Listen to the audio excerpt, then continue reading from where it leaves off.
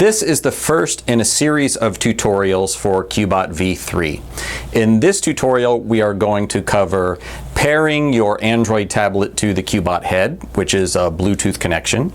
We're going to cover downloading the app for the first time and importing the designs, which is one of the first steps that you need to do once you start the app.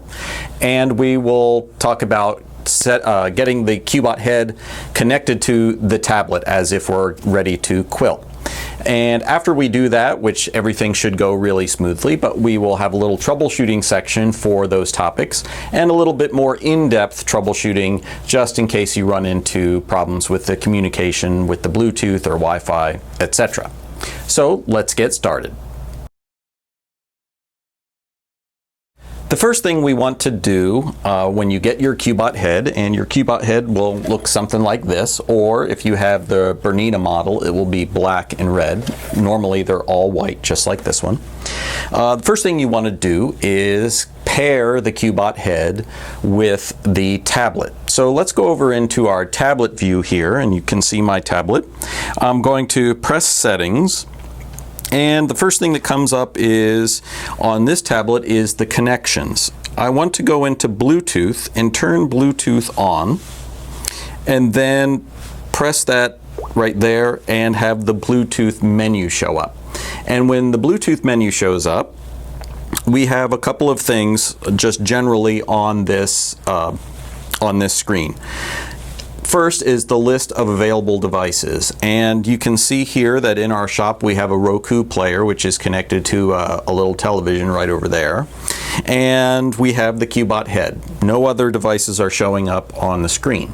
Now in your Bluetooth environment, they would call it, you may see more devices, but all you really want to pair to your tablet, your QBOT tablet, is the QBOT itself. So we're going to press that QBOT, and we get a pop-up screen, and on that pop-up screen it says Bluetooth pairing request, which is normal, to pair with QBOT 04936. Now that is my QBOT here in the studio. It is serial number 4936. Enter the device's PIN, and it gives you, it says try 0000 or 1234. Well, don't try that. The PIN for your QBOT is the last 4 digits of the QBOT serial number. So I'm going to enter my PIN, which is 4, and that may happen where you accidentally hit the wrong button, which is what I did there. So I'll go back into the screen and enter the device's PIN. And before I hit cancel instead of 4, so I'm going to hit 4936, done, and OK. And then you can see it comes up on the screen and says paired, which is good. That's what we want. We don't want to have any issues when we first right out of the box.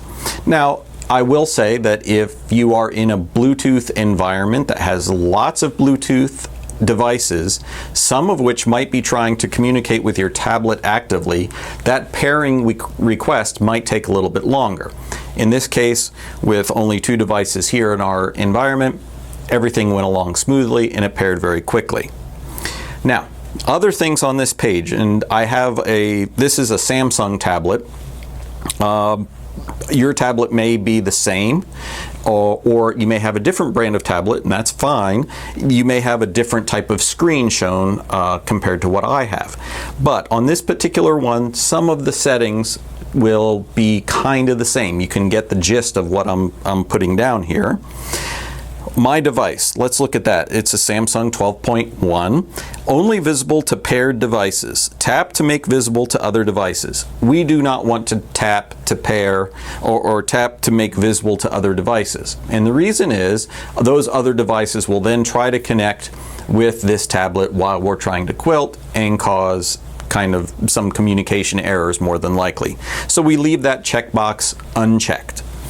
Then let's look on the left-hand panel, and over here we have something that says connect and share nearby devices. We don't want to connect and share to nearby devices either, so the default may be that this is turned on, And then you can see already, I've turned that on and it says nearby devices. Allow DAF UPnP to access your device. I have no idea what that is. It could be the guy next door, but it's no device here that I know of. So I'm going to say cancel, and I'm going to see cancel, and I'm going to turn that off as soon as I can, because we don't want any kind of involvement from outside devices with our tablet. We want our tablet just to be paired to the QBOT. So here I have on my right, going back to my right hand screen, and this is a good segue for this, we have the Bluetooth kind of summary page on the right hand side. My device tells you what your device is. The paired devices, it tells you what is paired, and then available devices, it shows you what's available. We really only want QBOT to be in that paired devices list. Why?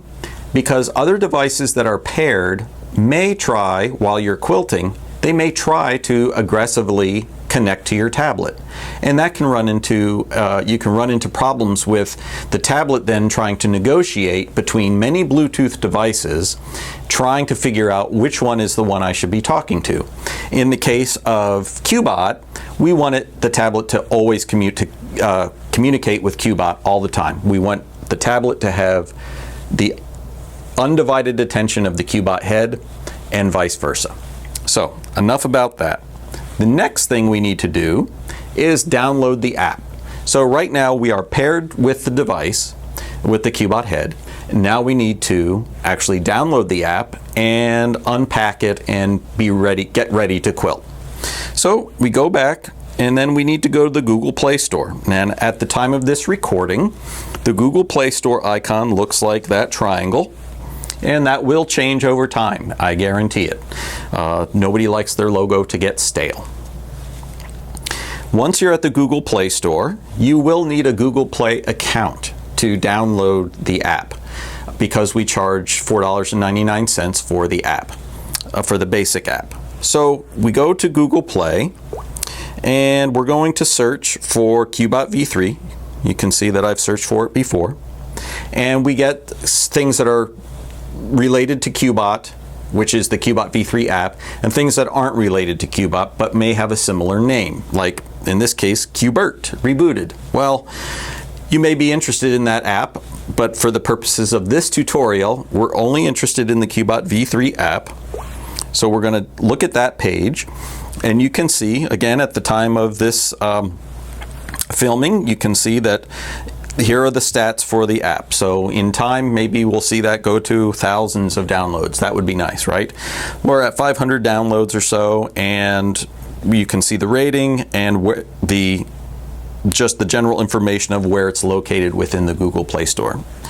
Nobody really cares about that too much. You can see some screenshots and so forth. Let's install the app. So we say install. Now, if you haven't purchased the app, this might have something different. It probably won't say install, it will probably say purchase. So I have already purchased the app, and now would be a good time to also say that if you've purchased the app on one tablet, you can put the app on as many tablets as you would like. You just need to log in to the Google Play Store using the same credentials. So once you get that Google Play account, remember, write down the email address that you used and the password that you used so that you can always access the app once you've purchased it. Here we have some questions. It needs to access your photos, media, and files. Well, actually, it's only accessing your files because the quilting designs themselves are files. We access the microphone because we have voice recognition, the ability to do voice recognition for setting points, and Bluetooth connection information, which we need to connect to the Bluetooth module that's in the QBOT head itself. So we say accept here, and then it will download. Depending on your connection, it may download very quickly. It may take a little bit more time to download. Here, we're just about done, and it's going to automatically install. And this takes, again, depending on your device. If it's a very fast device, it will install quickly. If your device doesn't have the top-notch processing power, it may take a little bit longer to install. So here we are installed, and now we want to open it. So now we're actually running the QBOT app. We get a splash screen, and then this, at the time of this filming, this is the first screen that you will see. And on the right-hand pane, we have the types of quilting methods that we do with QBOT. Pattern quilting, line quilting, applique and echo, 4-point quick scale, fill quilting, recording, free motion, and design management. That's great.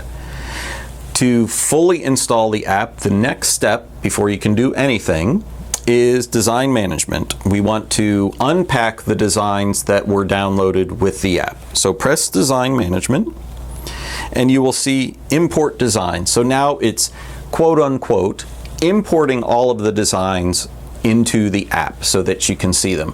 Really, on the first download, it's unpacking all of the designs that were compressed with the app so that the transfer time and the file size would be as small as possible. So it says import designs and copying quilting pattern, and it just marches through. You'll see that number change. And at the time of this filming, we have 380 designs that come with QBOT. We're just about done now. 350, 380. Okay, so there you have it. Now, I'm not going to go into the details of design management because that is another tutorial. We are only discussing in this one, again, pairing, communication, and getting the app to talk to the QBOT head. So at this point, you press the back arrow on your Android device, and on mine, it's actually off the screen. It's a built-in button. On other Android devices, the back arrow will be part of the screen. So when I will press that right now, and you'll see the screen change, but you won't actually see that button press on the screen as you watch this.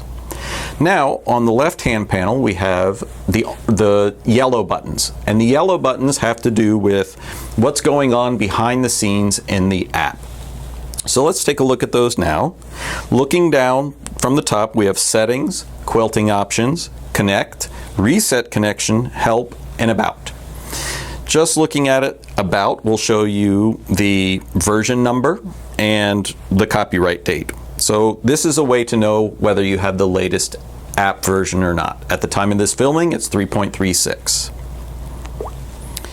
We have the help section, and within the help section you can press these buttons, and all of the buttons that you will see throughout the app are shown here, and you can press any of those buttons to learn about what that button particularly does. Okay? But let's get into connecting to your QBOT. What we want to do here is press the connect button. Connect. Please connect to your QBOT device. Okay. So we press OK. And then in that box, you see a list of paired devices. Now, if you followed my advice and only paired the QBOT head, you will have only one device there, and it's QBOT, in my case, QBOT 04936. And there's a natural inclination here to press that white bar or gray bar that says scan for devices.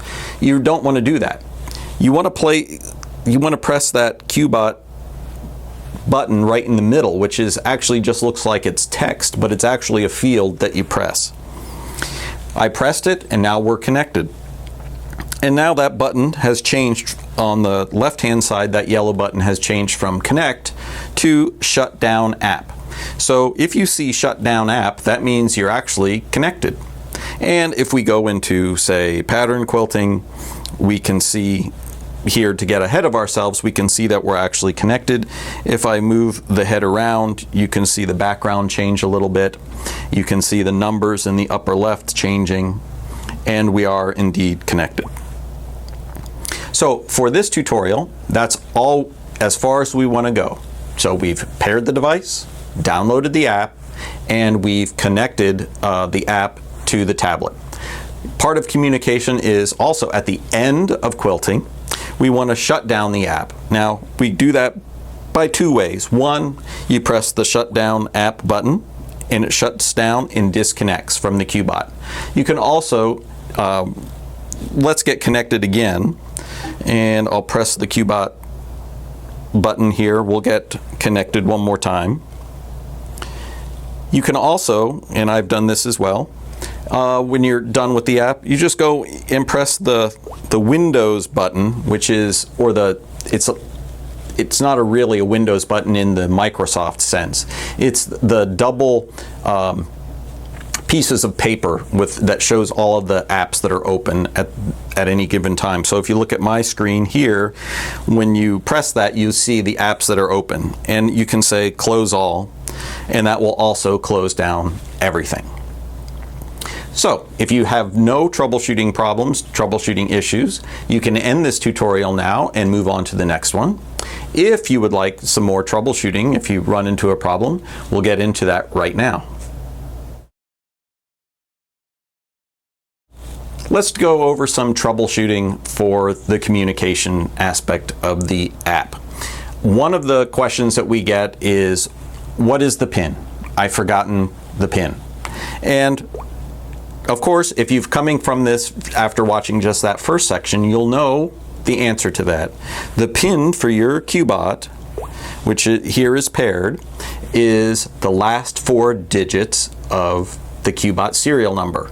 It is not 0000, it is not 1234, which are the suggestions that the Android operating system defaults to.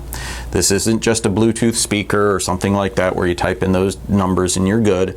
This actually is the last 4 digits of the QBOT serial number.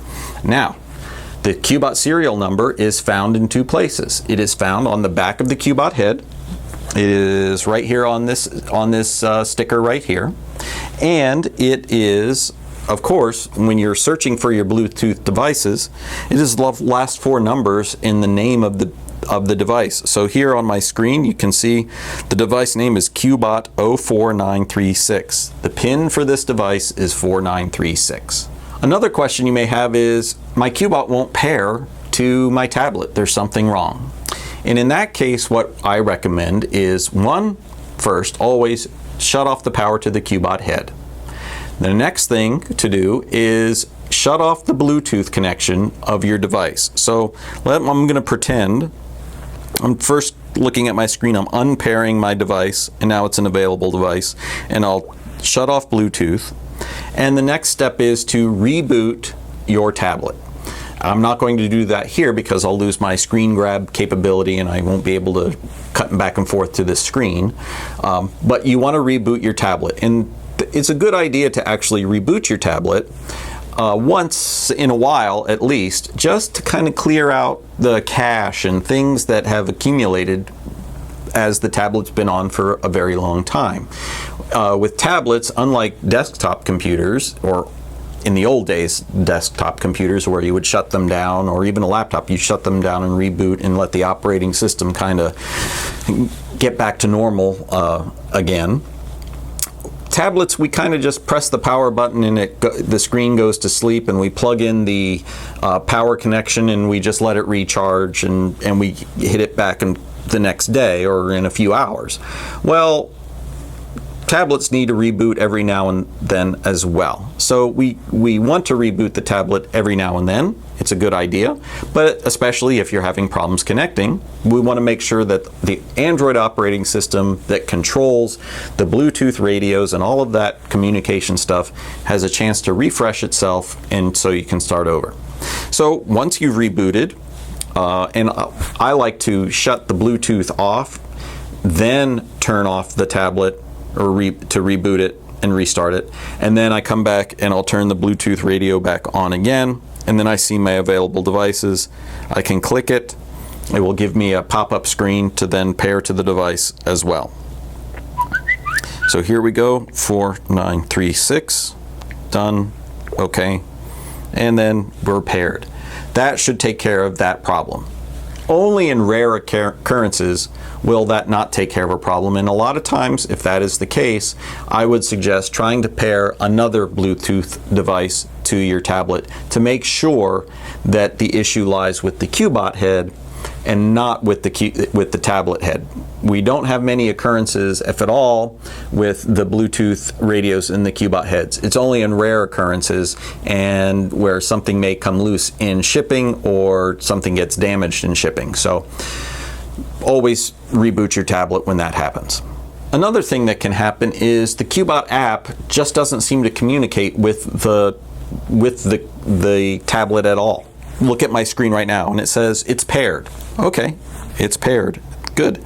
Then I go to my QBOT app, and of course it'll probably work fine here, but say I hit connect and this screen comes around and it says please wait, and it doesn't connect. And at the bottom you get a sign, a little pop-up in a gray box that says unable to communicate with QBOT. Well, if that happens, we have a button for that, and it's called reset connection. And we press that, and what happens is the QBOT app kind of clears out any memory of communicating with any QBOT head. It clears out what's been paired to it in the past. And when I do shows, for instance, I'll use the same tablet on many different QBOT heads. Once I've established a connection with one QBOT head, if I try to use it on another QBOT head, I must hit the reset connection, because the app will always try to go back to that very first connection that I made. So that's another reason. If you have multiple QBOTs, then you want to hit the reset connection before you switch back and forth. But resetting connection kind of clears out all of the memory of what the QBOT app has connected to in the past. Then when you press connect, you'll get this pop-up screen that says please connect to your QBOT device, just like you did on the very first time that you've connected. And again, press the center there. Don't press scan for devices. Press the center, and then you'll be back in business and connected to the QBOT device. The communication between the QBOT head and the tablet is absolutely essential to get good results when you're quilting. If you lose communication, the QBOT head and the machine will kind of freeze in its tracks, or may have some kind of jerking motion as the data that's being transmitted back and forth gets lost in communication. And if, for instance, you have that kind of loss when you're using a Bluetooth speaker, you might get a little bit of static or a little jumble of words or something as the two devices try to reconnect.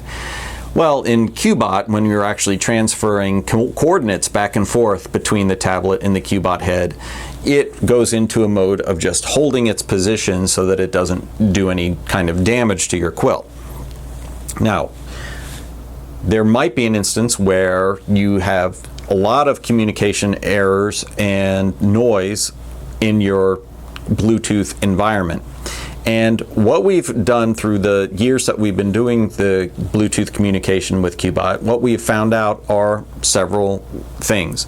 One is broadband noise. And for those of you that remember the days before cable television, where you would turn on the vacuum cleaner and try to watch television at the same time, the noise generated by a vacuum cleaner motor would just turn the screen to a lot of snow and crazy lines and cause the vertical hold to go, and it would be something that unfortunately today, or fortunately today, we never even see, because we're on a cable system and there's nothing traveling through the airwaves anymore. It's all through a shielded cable. Well, QBOT communicates over a Bluetooth connection, which is in the 2.4 gigahertz bandwidth, or frequency band. And it's over a very tiny bandwidth within that, but there's lots of stuff going on in that 2.4 gigahertz band. We have cell phones communicating over in that band with their Wi-Fi and Bluetooth connections. We have microwave ovens communicating in that band. We have the old, well, actually currently still, but we have landline, not cell phones, but portable phones that communicate in that bandwidth.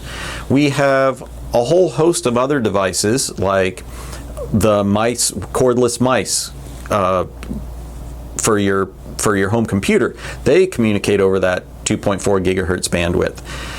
We have noise generated by USB 3.0 cables that are near your computer. They are known to cause a lot of noise over that same frequency band. So we want to make sure that QBOT environment's in as clean a 2.4 gigahertz band as possible. Now, sometimes there's absolutely nothing you can do about it. Sometimes you can find this, but always search for those kinds of sources of noise, which are microwave ovens, cordless phones, and devices like personal physical activity trackers and things like that. It's not exactly noise in the traditional broadband noise, but those are actually targeted devices that will seek out to make connections with tablets and phones because they want to get your physical activity sent to an app or something like that. Certainly, if you use your tablet with a physical activity tracker like a Fitbit, or that's the name that comes to mind, that's the most common one that we've dealt with, be sure that you unpair that Fitbit from your device and do a reboot so that it won't actively try to get to your tablet while you're quilting. Other sources of noise that we try to avoid that can affect communication is, the first is, or second I guess now, right? The first is all that other stuff, which is a broad category. The second is Wi-Fi routers. Now, Wi-Fi routers, they operate on many different channels. And since we're in the digging deeper kind of section of this tutorial, let's kind of dig deep into what a Wi-Fi router does and where it communicates. Now, I've got an app, and I suggest if you have problems with your communication, you type that Wi-Fi, download a program, an app called Wi-Fi Analyzer. It's free from the App Store. And let me go back to that home screen so you can see the icon there. It's that little Wi-Fi windshield wiper blade thing. Go ahead and download that and tap it. And you can see, here's my Wi-Fi network here at the shop where we're filming this video. I've got this shown as all of these little curves, and you can see at the bottom the Wi-Fi channels are shown, channels 1 through 14. And you can see that all of these Wi-Fi routers are communicating on channels 1, 6, and 11. And they spread out, and that frequency drifts into different zones. So for channel 1, it drifts from to the left all the way to channel 3 on the right. Channel 6 drifts from 4 to 8, and 11 goes from 9 to 13. So, but in general, those are the channels that most networks are working on, 1, 6, and 11. Now, during the development of the QBOT V3, I would be working here at the shop and everything would work great. And then I would go home and continue the development work, and I'd lose communication. I couldn't communicate for more than 2 minutes before something would freeze up. Well, let's look back down at this chart. I ran this program at home, and lo and behold, the little peaks weren't at 1, 6, and 11 for my home Wi-Fi network. They were on, I believe, 2 and 7, or maybe 3 and 9. Well, why was it on those channels and not these channels? So I got into my home network router and I started looking at the settings, and I come to find out that on my router it was the checkbox, or the pull-down menu for channel selection, was set to auto. And what that meant was, or what it means, is that the router was looking for the best, would look for the best channel to broadcast its signal. So it would look for things that were maybe interfering it from a neighbor or so forth, and it would try to avoid those communication overlaps and just go to another channel. Well, one day it would be fine. It would be on channels 1 and 6 because they kind of lump together. If it's a 2-channel thing, it would be 1 and 6, or 2 and 7, and so forth. And then the next day it would switch over to something else and cause a problem. So I went in there and manually set it to what we have here at the shop, which is 1 and 6. And immediately my communication error went away. So I don't know why. It's empirical knowledge. And if there's any kind of information that anybody can glean from that, just know that it's a good first place to check.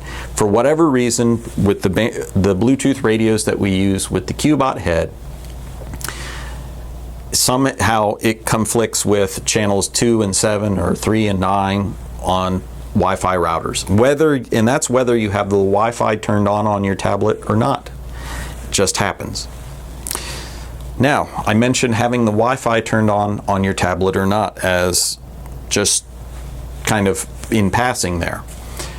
We recommend that you turn your Wi-Fi on your tablet off while using the QBOT. And I'll tell you why. And I'll also be very honest with you. I usually have the Wi-Fi on the tablet when I'm using QBOT. But I have found that my Wi-Fi router is right over there on a table. It's very close and it has a very strong signal. And the strong signal doesn't interfere with the QBOT communication because it's operating on the right channel. What happens, I have found, is that if the Wi-Fi signal is low, it's say a poor connection, yes, it will connect at a very slow rate to your tablet, but your tablet uses a lot of power and a lot of computational resources to be focused on that Wi-Fi connection. And in my experience, it means that it's making a decision. Do I stay connected to Wi-Fi or do I stay connected to Bluetooth? Wi-Fi or Bluetooth? And it goes back and forth. And if it's straining to hear the Wi-Fi connection over here, then it's not really listening to the Bluetooth over here. It's putting most of its resources over onto the wrong thing. Shutting off the Wi-Fi takes care of that. Now, since we're in deep troubleshooting, there's some caveats to that as well. And this is, again, empirical kind of stuff. We have also found that if you leave this off for a long period of time, apps that may be on your tablet or even the operating system for your tablet may want to phone home every once in a while and see if there's an update. And if it can't phone home through Wi-Fi, it's going to start searching for resources to phone home to. So every now and then, leave your Wi-Fi on, connect, and then go to the Google Play Store. Like I'm going to do this right now, even though I'm pretty sure I'm okay, I'm up to date. Connect, go to the Google Play Store, click your thing up here and say My Apps and Games, and see if you have any updates available. If you want to see no updates available. If you have updates available, go ahead and update the tablet and let it do its thing. If it's been 20 days, 30 days since you've done that, doing that will get you all up to date. It will kind of flush out all of the old stuff. It'll allow all the apps to communicate to their home base, get all the information that they need, let them sync up, and then come back to it and then start QBOT quilting again. Please don't get that process started when in the background it's downloading 20 or 30 app updates and you're trying to use QBOT at the same time. You're just asking for problems because the processing power required, and there's no hard drive in these things, but the operating system is attacking the memory, the flash memory in here, and it's trying to do lots of things at once. It's best to let that update process go for however long it takes, make sure that's done, and even doing maybe a reboot after that just to clear things out. It's not a bad idea. It's not going to hurt anything to keep rebooting your tablet. It's not always necessary either. I don't want to give that impression that you have to be constantly rebooting your tablet. It's just good every now and then to kind of let the system clear itself out and start fresh. I think that covers just about everything in the deep troubleshooting that we have found. I'll check my notes here. I think I've gone over, gone over that. channels 1 through 6, other Bluetooth devices like Fitbits and things like that that can cause an interference. Pretty easy to not get interference from Fitbits. Just take the Fitbit off and put it in another room. And I guess the last thing I want to touch on is that a Bluetooth device is not a Wi-Fi device. And the difference is Bluetooth has a range, and it's a short range. I think the Bluetooth standard is something like 40 meters or 40 feet. And that's out in an open field with a perfect communication direct line of sight. I like to say what our experience has been is keep your tablet when you're running QBOT, keep your tablet in the same room as the QBOT head. Plain and simple. You can, if you want to test it for yourself, you can try running through all of your house or your apartment or wherever you have your QBOT and see if, I can run it from this room or I can do this or that. Just know that the official stance is keep your QBOT head in the same room as the tablet. And we have found 15 feet is fine. And that's the normal size of a room. Certainly keep it in the same room. That should do it. I don't think there's anything else on my list for deep troubleshooting communication issues. Basically, the reboot and retry is a good thing. Make sure that you know your Bluetooth environment and how many Bluetooth devices you have that could be trying to communicate with the tablet. Keep that to a minimum. Only have your QBOT head paired to your QBOT tablet.